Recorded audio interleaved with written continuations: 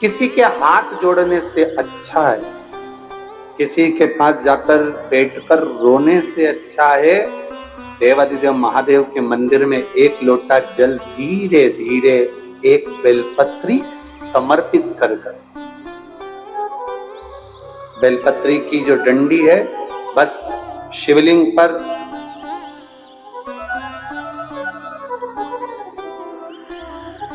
ये शिवलिंग, ये जलाधारी, ये माता पार्वती जी का हस्तकमल शिवलिंग, ये बेलपत्री, ये दंडी का जो मुख है वो अशुक सुंदरी की ओर समर्पित कर एक लोटा जल धीरे धीरे बिल्कुल धीरे धार में अपने हृदय की बात बाबा से दिल से कहते हुए, बाबा बहुत दुखी है, बहुत कष्टमय चल रहा, बाबा बहुत तकलीफ में जीवन चल रहा है और तू ना संभालेगा तो संभालेगा।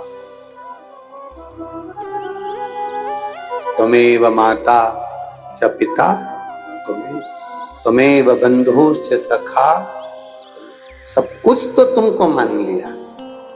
जब से शिव महापुराण की कथा सुन रही हूं तब से मैंने किसी को नहीं, केवल आपको पिता माना है, आपको भाई माना है, आपको सखा माना है, आपको अपना माना, आपको दादा माना, आपको मैंने नाना। आप ही तो हैं जो संभाल सकते हैं। शिव बाबा से एक लोटा जल अगर समर्पित कर रहे हैं धीरे धीरे, कभी तुम्हारे चित्त में ऐसा आए कि मुझे बहुत टेंशन चल रहा है और मेरा जीवन ठीक नहीं चल रहा, हम कहेंगे, आज के जमाने में लोग हताश हो जाते हैं तो सोचते हैं कि सुसाइड कर लूं, मर जाऊं। हम उनसे इतना सा कहना चाहेंगे कि मरने का प्लान फिर बाद में कर। हम तुमको मना नहीं करेंगे कि तुम मरने का प्लान मत बनाओ, तुम्हारा मन हो तुम बाद में प्लान बनाना। एक बार विचार कर लेना कि अभी नहीं मरूंगा। अभी मैंने कथा सुनी है और सुना है एक लोटे जल का महत्व क्या है। कर्जा हो गया ना चुक जाए, दुख आ गया ना कट जाए।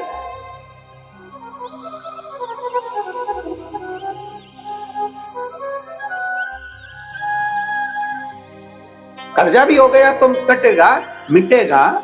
मरना उसका कोई एक प्लान नहीं है कि कर्जा तुम मर जाओगे तो कर्जा तुम्हारा चुक जाएगा। ना ना ना ना, कर्जा हो गया ना चुकाएगा बाबा। तुम्हारा विश्वास दृढ़ रखो, अपने भजन के बल को बढ़ाओ, शिव मंदिर में जाने का समय का आनंद पाओ, शंकर जी पे एक लोटा जल चढ़ाओ तो दिल से चढ़ाओ। राम नाम, कृष्ण नाम, शिव नाम जो जप रहे हो उसको दिल से जपो, भगवान की भक्ति दिल से करो। आया हुआ समय, आया हुआ दुख कटेगा, थोड़ा समय लगेगा, धीरे धीरे धीरे धीरे वो कट जाएगा। वो बर्तन होता है ना बहुत काला हो जाता है तो उसको माताएं रगड़ती है, वो साफ नहीं होता तो फिर क्या करते हैं उस बर्तन को। अगर बर्तन साफ नहीं हो ना तो फिर उसको क्या करते हैं, उसमें छाछ भर देती है, दही भर देती है, नींबू लगाकर छोड़ देती है, खट्टी चीज से वो साफ हो जाएगा। तो थोड़ा अगर समय लग रहा है और लगे कि तुमको कि ये ठीक नहीं हो रहा तो समझ लेना कि भगवान ने भी कोई छाछ भर दी होगी। भगवान सुन क्यों नहीं रहा, भगवान ने भी कोई दही भर दिया होगा। ये समर क्यों नहीं रहा, ये ठीक समय आ क्यों नहीं रहा, आएगा। थोड़ा बाबा पर भरोसा रखो, विश्वास रखो, सारी समस्या का हल एक लोटा आप बाबा को समर्पित करो। बोल बम का नारा है, बाबा एक, उसके सहारे जियो ना। हम क्यों संसार वालों के सहारे। एक तमिलनाडु में नंदनार नाम का एक मजदूर रहता था जिसको बधुआ मजदूर कहते हैं। बधुआ मजदूर मतलब किसी के यहाँ, किसी सेठ के यहाँ, किसी धनपति के यहाँ किसी को बेच दिया जाता, यहाँ से तुम्हारा नौकर है।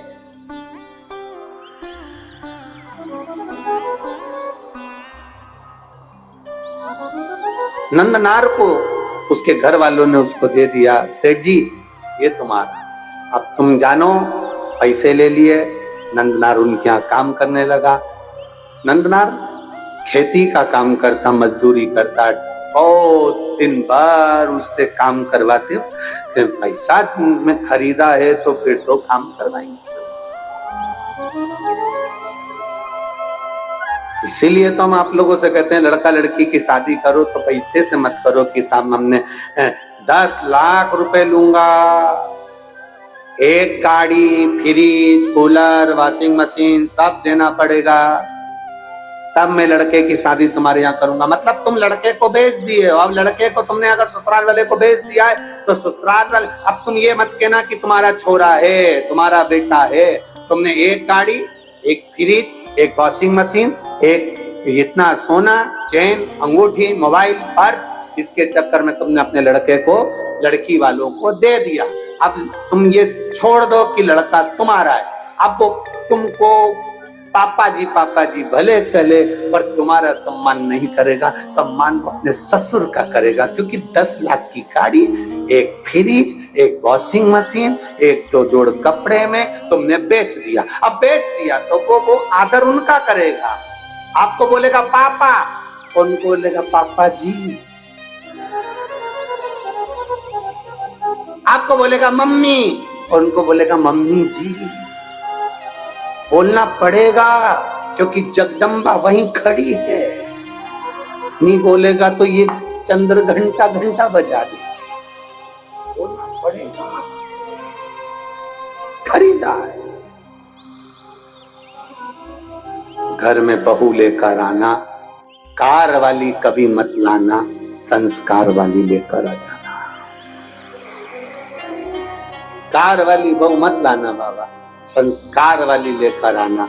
जब संस्कार वाली बहू हमारे घर में प्रवेश करती है तो वो हमारे जीवन को सार्थक करती है। विद्वत ब्राह्मण जन, भूदेवता, पृथ्वी के देव, ब्राह्मण जन जब किसी लड़का और लड़की की पत्रिका मिलाते हैं, गुण मिलाते हैं, तो वो यही देखते हैं कि संस्कारवान लड़की इनके घर में प्रवेश करे। भूदेव यही चाहते हैं।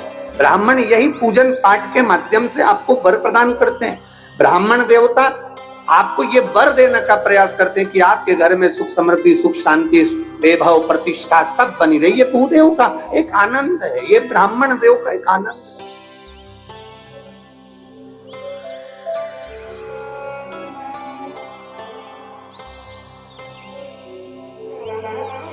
अब नंदनार काम कर रहे हैं, पर नंदनार के हृदय में एक बड़ा बड़ा भाव था।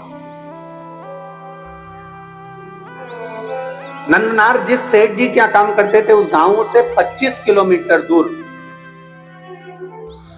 तिरुपुंगुर नाम का एक शिव मंदिर है तमिलनाडु में। तिरुपुंगुर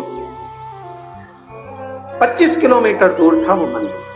नंदनार शिव की भक्ति में रमे रहते थे, खेती करते, काम करते, डलिया धोते। सेठ भी ऐसा कि 24 घंटे में से केवल 4 घंटा उसको आराम करने देता, बाकी का 20 घंटा उसको रधेड़े रखता, काम करवाता रहे। वो भी बेचारा मजदूर था, बधुआ था, बंधा हुआ था, कर रहा। निवेदन आप सबसे, धन से किसी को बांधने का प्रयास मत, धन और भय से कभी मत बांधना। आज तक इस शिव महापुराण की कथा में आपको कभी भय नहीं बताया कि तुम अगर शंकर जी को जल नहीं चढ़ाओगे तो तुम्हारे साथ ऐसा हो जाएगा, तुम अगर शंकर जी का व्रत छोड़ दोगे तुम्हारे साथ ऐसा हो जाएगा, तुम अगर शंकर जी के साथ ऐसा करोगे तो तुम्हारे साथ ऐसा हो जाएगा। क्योंकि शिव महापुराण में कोई भय लिखा ही नहीं है। ये तो दुनिया के लोगों ने शंकर भगवान को भय बना दिया। शिव जी क्रोध के देवता हैं, रुद्र देवता हैं, गलत करोगे गुस्सा करेंगे, गलत करोगे ऐसा हो जाएगा। शिव महापुराण की कथा कहती है शंकर भगवान को पशुपतिनाथ कहते हैं। पशुपतिनाथ मतलब पशुओं का भी वो देवता है, साधारण सा नहीं, वो भोला है। उसको क्रोध तो केवल तब आता है जब उसके भक्तों पर विपदा आती है, और वो विपदा कटती नहीं, तब मेरे महादेव को क्रोध आता है। हर कभी शिव जी को क्रोध नहीं आता, हर कभी शंकर भगवान को क्रोध नहीं आता। घर में रहने वाली माँ को हर कभी क्रोध थोड़ी ना आता है। घर में रहने वाली स्त्री को, घर में रहने वाली बहू को हर कभी क्रोध नहीं आता।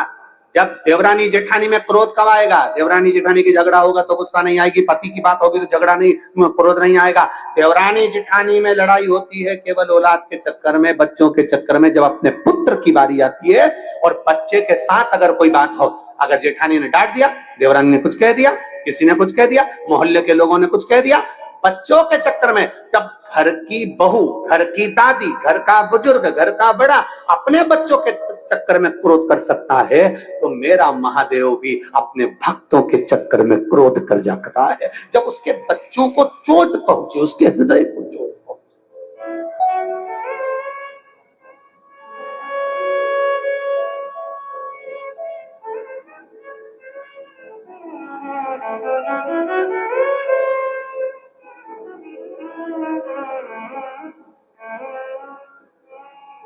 जब हृदय में यह विचार है, अब कई लोग कह देते हैं भगवान बड़े गुस्सेले हैं, शंकर भगवान का, कई माताएं कहती है हमने सोमवार का व्रत करा था गुरुजी, अगर हम छोड़ देंगे तो भगवान गुस्सा तो नहीं होंगे? हमने कहा कौन सी पुराण में लिखा है, वो भी तो बताओ कि भगवान को गुस्सा आया, इन्हें व्रत छोड़ा तो। ना ना ना, मेरा महादेव क्रोध नहीं करता, अनायास हर किसी पर क्रोध नहीं करता। मेरे बाबा तो इतने सरल हैं, इतने सरल हैं कि एक चोर चोरी करने ऊपर चढ़ा, उसके पास में कुर्सी नहीं थी, स्टूल नहीं था, निसेनी नहीं थी, शिवजी पे चढ़ गया, सामान जलाधारी चांदी की निकालने लगा, महादेव खुश हो गए, मांग ले तुझे क्या चाहिए।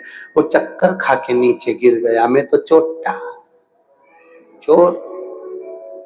आज तक आप प्रसन्न नहीं हुए भोलेनाथ, और आज कैसे प्रसन्न हो गए? शिव जी कहते हैं लोग जल चढ़ाते, धतूरा चढ़ाते, बेलपत्री चढ़ाते, तो पूरा ही चढ़ गया, पूरा चढ़ गया। मैं प्रसन्न ना हूं तो क्या? कितनी कृपा है उसकी, दया, उसकी करुणा कितनी विचित्र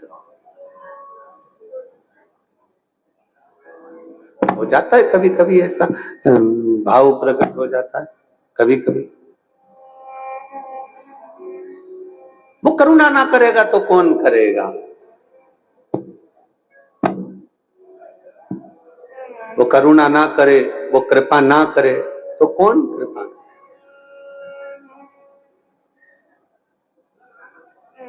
तो वो एक लाइन गुनगुनाते ना, ओ पालन हारे निर्गुण प्यारे,